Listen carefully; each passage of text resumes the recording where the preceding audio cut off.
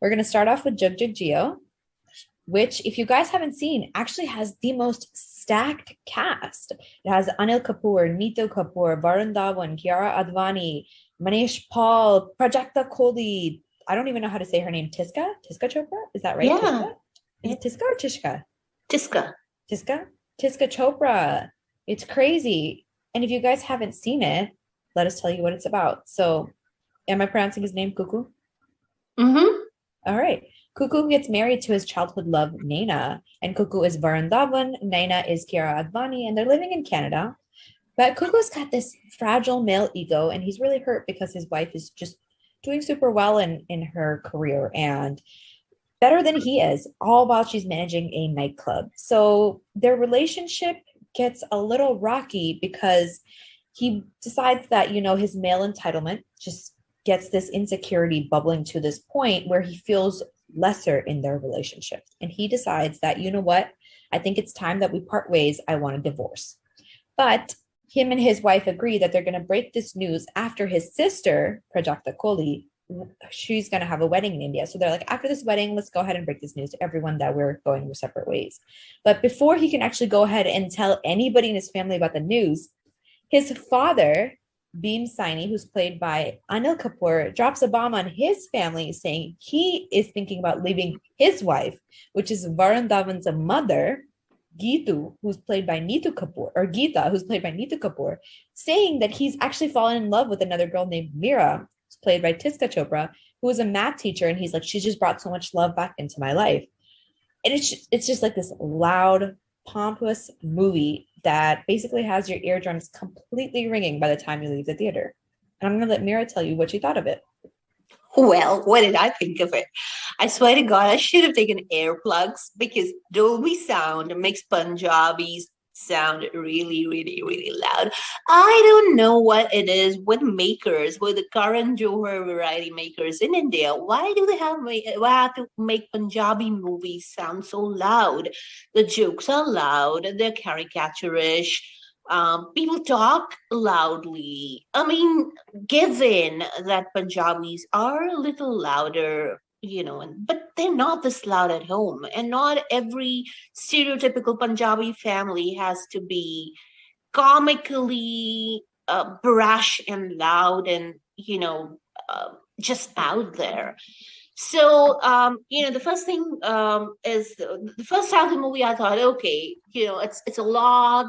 There's a lot packed, and it's socially relevant because it's speaking of the guy's male entitlement and how his ego is hurt when his wife is doing well, and that sat really well with me because I was like, that's great.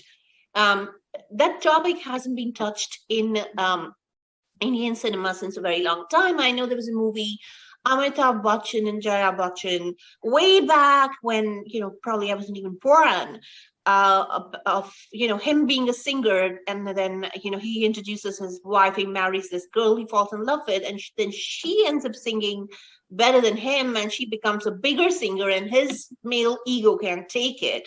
That movie was called Abhiman. So this that entire layering of human emotions between couples where the woman starts doing better than the man hadn't been taken care of in a very long time in movies. And I saw that being layered here very well, even though they can layer it, sandwich it with comedy. And then, there's some really heavy scenes of incompatibility coming out because they married very young. They've been childhood sweethearts. They knew each other pretty well. And then those scenes were heavy. But then they land in India for the guy's sister's wedding. And the sister is Prajakta Kohli, by the way. Guys, that's mostly seen, you know her, by the way, Shref Ram, the Rohit Saraf series that you absolutely love. Mismatched, Yes, yes, season that season girl. two. Season one and season two is coming, right? Season two is coming. Oh, I'm But you so watched excited for season one season and two. you absolutely loved it. Mismatched on Netflix. So it's the same girl in the movie who plays sister, and now she's getting married, and they land there telling each other that, okay, let's just pretend to be okay till the wedding gets done, and once the wedding is done, we will tell our father. And now there's this father figure who is loud as hell, and it's played by Anil Kapoor. I have to say that the scenes between Anil Kapoor and Varun Dhawan, who's a cuckoo, are really, the chemistry is amazing. The father and son chemistry is amazing. However, it is so caricaturish, so loud. I did not like the fact that the way ageism is made fun of. I did not like the fact that his girlfriend Mira, who's supposed to be, this modern woman who's accomplished, is supposed to. There's something wrong with her compared to the woman who sat at home and complied with her husband's wishes, which is Neetu Kapoor.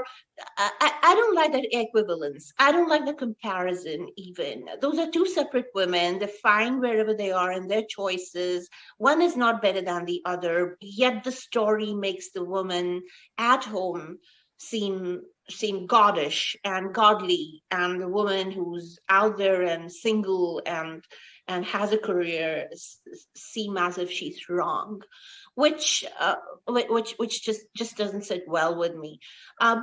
Why Punjabi culture has to be so stereotypically loud just beats me. And of course, there's this comparison between two couples in different age groups, and the gravity of the rift between two couples is different. The gravity of the issues between these two couples is different. The need for them to separate, the reasons why they want to separate is different.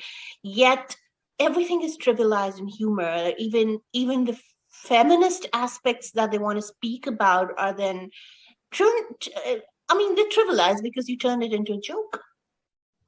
What's the whole point of touching feminism? Why are you talking about male privilege when you're going to make a joke out of it later? You completely just doesn't make sense to me. Why you have to soften the entire pill? Don't you trust your audience to take it? Or do you think it will be too much for the audience if you give them the message that, hey, guys, male privilege is a real thing? Or, so independent women, even if they're having extramarital affairs, that's fine. It's their thing, right? Let's not judge them.